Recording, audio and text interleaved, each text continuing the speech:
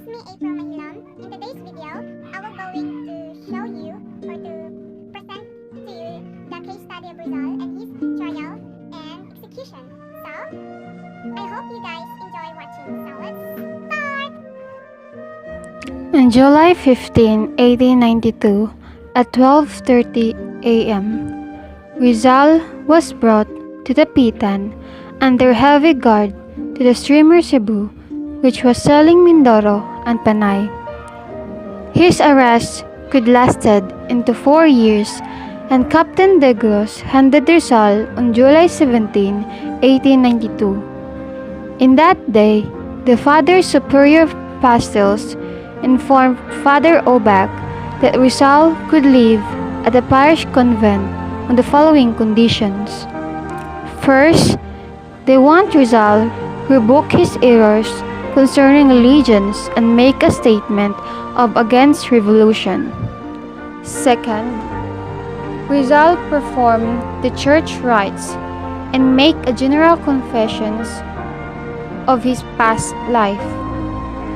Third, Rizal conduct himself in an exemplary manner as a Spanish subject and a man of religion.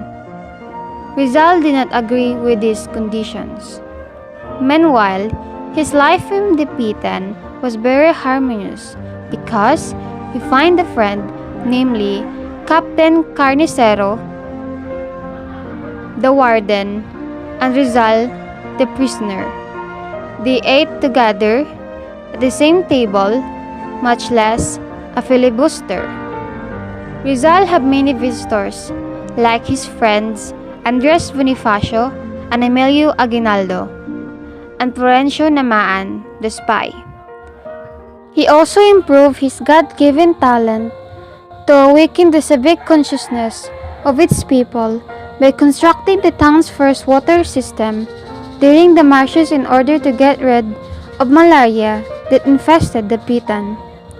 He also invented the lighting system. This lighting system consisted of coconut oil lamps placed in the darker streets of the Pitan, and beautification of the Pitan by remodeled the town plaza in order to enhance its beauty. He practices medicine, pursues scientific studies to build up a rich collections of conchology, which consisted of 346 shells representing 203 species. His trial. Rizal was subjected to a grueling 5 days investigation on November 20, 1896. He answered the questions asked by Judge Advocate Colonel Francisco Olive, but he was not permitted to confront those who testified against him. 2 kinds of evidence were presented to him, documentary and testimonial. A letter of Antonio Lona to Mariana Ponce, dated Madrid on October 16, 1888, showing Rizal connection of Filipino reform campaign in Spain. August 20, 1890, a letter of Rizal with his family stating the deportations are good and they will encourage the people hate tyranny. September 12, 1891, describing to free the Philippines from Spanish oppression. May 24, 1892, preparing a safe refuge for Filipinos who may be persecuted by the Spanish.